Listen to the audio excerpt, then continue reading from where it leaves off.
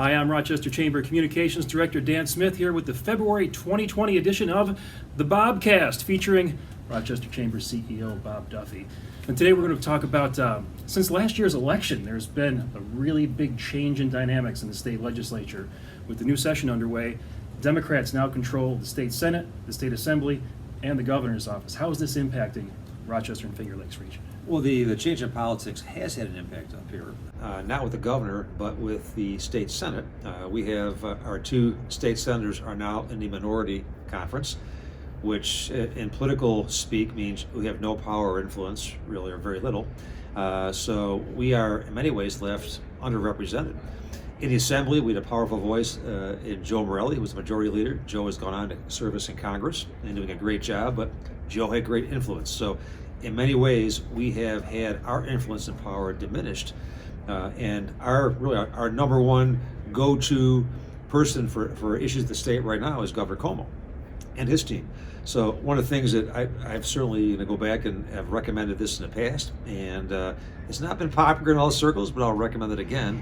We need a true upstate caucus in New York State. Now, for those not familiar with what that would mean, what would an upstate caucus look like? How would it work? An upstate caucus would be in both the Senate and the Assembly. It would have members from upstate, and it'd be far from me to designate which is the upstate region. There's different views of that. But they would focus on being having a methodology that when legislation is being discussed before it's passed, what is the economic impact on upstate New York? And having both parties, and I'm talking about the Assembly and the Senate, because if you look at the history of our last 9 years, Governor Cuomo has done an extraordinary job investing in our area, millions and millions of dollars up here. But when you have people in a minority party or without influence in either house, you're not going to get some of that support that you need. I'm going to point to one example. You look at a change in legislation, having split legislation based on region.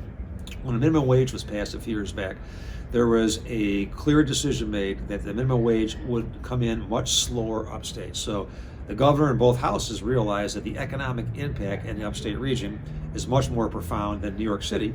So they delayed up to the $15 minimum wage really for several years. I thought that was a great past practice and a great example of how you split legislation based on the economic realities of upstate and downstate. In that same vein, talk about how there isn't really a one-size-fits-all for downstate is so much more different economically than upstate, and yet statewide legislation impacts both the same way. New York City metro area is thriving. I've often said a business closing in New York City is like a tree falling in a forest. One closing upstate in our region is like a tree falling on your house. Very decided different economies, very different circumstances.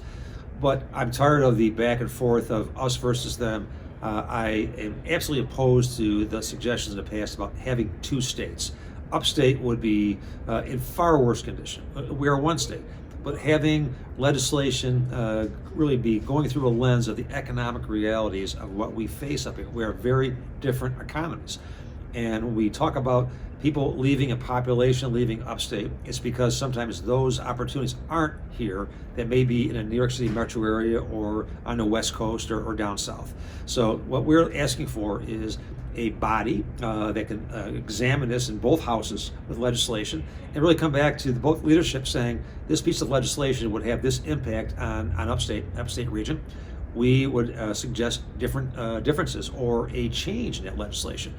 It's not very hard to do, but it's something that I would implore them to do. And the regionalized legislation is something that in many ways creates this animus because we don't want upstate and downstate pointing fingers at each other. Upstate needs downstate and vice versa. We really are one beautiful state. We have very different economic realities, but we need each other. Let's not point fingers and fight and create animus. If something works in New York City but doesn't work upstate, great. Have it work in New York City, but make adjustments for upstate vis-a-vis the minimum wage. And I think if we had that philosophy going forward, we would see the economic realities begin to change and create a much more level playing field than we have. And with all due respect to our legislative leaders from the New York City metro area, that is their hometown. That is their reality. I don't expect them to have a full understanding of what we deal with up here, just like upstaters don't realize what it's like to be in the 5 boroughs and understand the realities that people down there face. But this caucus and this body, that could be, again, a lens, a filtering process for legislation that can go back to leaders in both houses and say, here's the impact it would have. It would not be good for upstate, or it would be good. I think that would be a great step forward. Stop finger pointing, come together, understand there's 2 different realities. Let's not complain about population leaving. Let's fix it. And again, I love the upstate region. I'm born and raised here. I've, again, worked in Albany for 4 years. I love New York City. This is where I choose to live. And the opportunities for change are really not that far apart. It just really takes this maybe glue bringing these realities together. You've said this in the past many times. The first job of an elected official is to get reelected. Yep. What kind of political will would it take to make an upstate caucus a reality? Well, I don't think it would take much political will at all. I think it comes down to the leaders of both houses seeing that. And the leaders of both houses are from the New York City metro area. Both very good people, know them both, have respect for them both.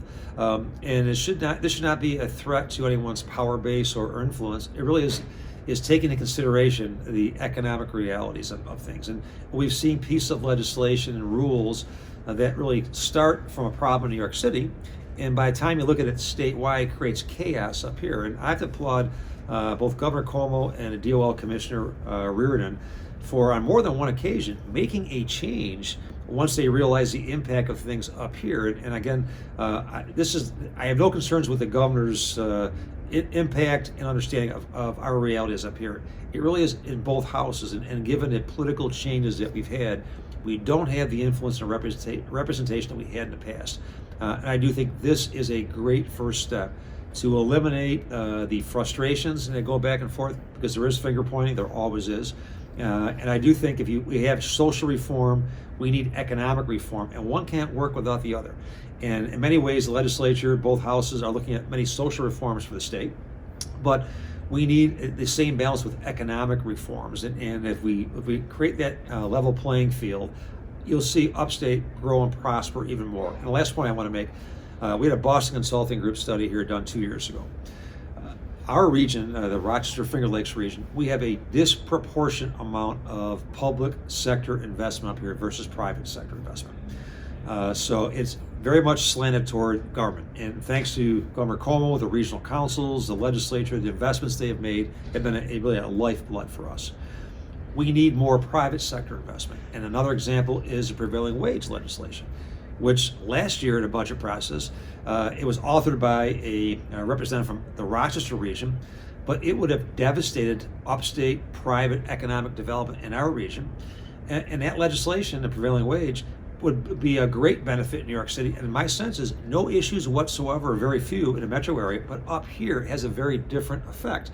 And while organized labor may be pushing that in New York City metro area and doing it, I would say up here, organized labor would see less jobs, because if development shrinks, so do the jobs. And if developers will not invest their money because of the margins, because of the many restrictions, it's going to chill development. So as that legislation, again, unfolds, and in the governor's budget, a much different bill has emerged this year from last year, thank God. It really is much different. But as we go through the process of the budget, understanding the economic realities and listening to private developers, say in our region, but also Buffalo and Syracuse and everywhere in between the upstate, but asking them the impact and getting a sense what would go forward to what would not. And I do think in the end, we can come up with a resolution that really fits well for the entire state, although taking into different realities of a New York City metro area and upstate. And if we keep that balance and thought in mind, I think it'll be successful.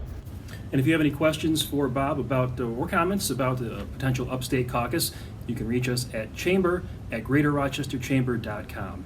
And speaking of questions, it's time to go to the Q&A section of the BobCast. Are you ready? Let's fire away. The first one comes from someone we know well from the Top 100 and from his success in business in Rochester, Avani Technology Solutions CEO Samir Penakalapati. He's got a fairly lengthy question that has to do with New York State procurement. I'll just summarize it. Avani Technology Solutions put in a bid for a New York State statewide IT contract. Neither his firm nor any firms from Rochester received the contract, which went to firms from Albany.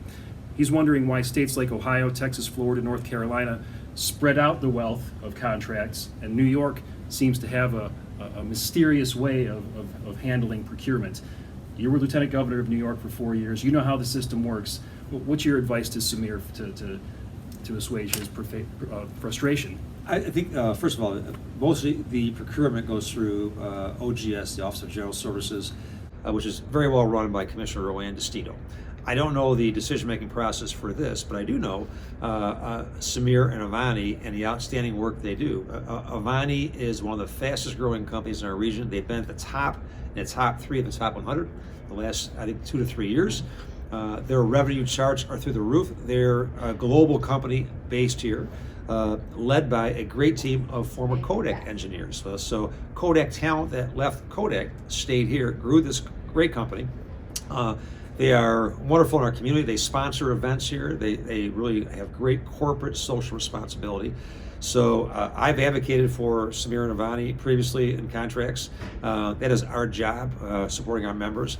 And Samir, I want you to know that I did send information up to Albany this morning, set it up to make sure that I share the frustration perhaps, and hopefully get an explanation. And I just have a sense that with the talent that Avani has and the great job that they do and what they bring to the table, they'll be strong competitors for anything.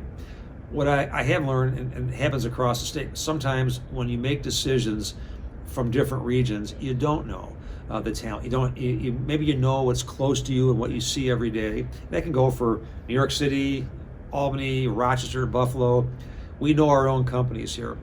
But we might not know where the talent is in Syracuse or Buffalo or Yonkers or New York City or Long Island. So part of this, our job as a chamber, is to advocate for our members, which we do passionately. And we don't always win, we don't always get our way, but we are tireless in terms of getting that in front of people who make decisions, respecting their process, because there is a process that really is bound by many regulations, but making sure that everybody gets really a good look at what they bring to the table. So I'm a huge fan of Samir and Avani for what they do, and I sense that in these processes there's probably a lot of great competitors there, but I did forward that concern to Albany, and hopefully somebody will take a look at it and get back to Samir on a personal level. Next question we've got in a couple of different forms from a couple anonymous contributors. What are your top priorities for Rochester in the coming year? The one said, what are your top 10 priorities for Rochester for the coming year?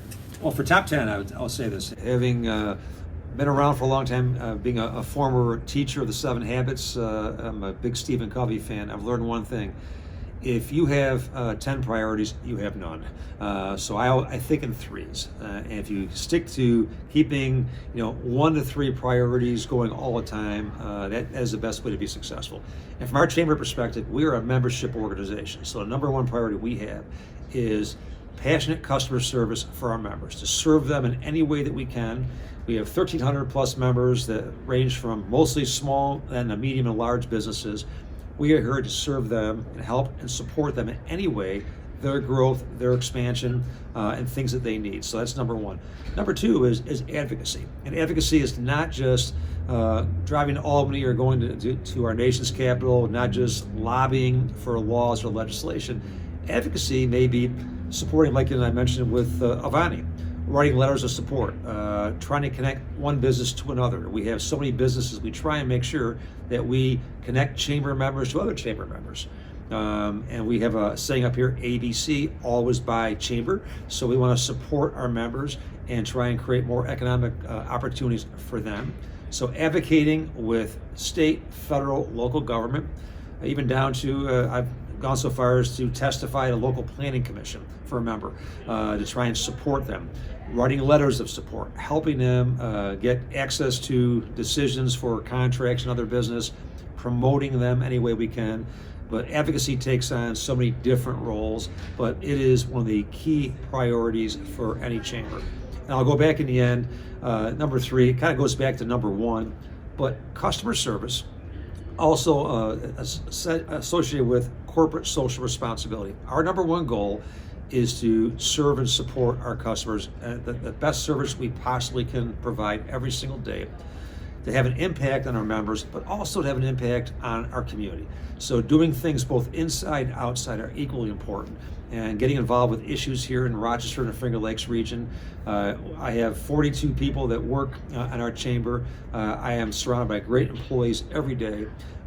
We volunteer, we help, we try and make sure we make decisions and push things that not only help our members but have a positive impact on our community. We are not politicized. We try and stay pretty much nonpartisan.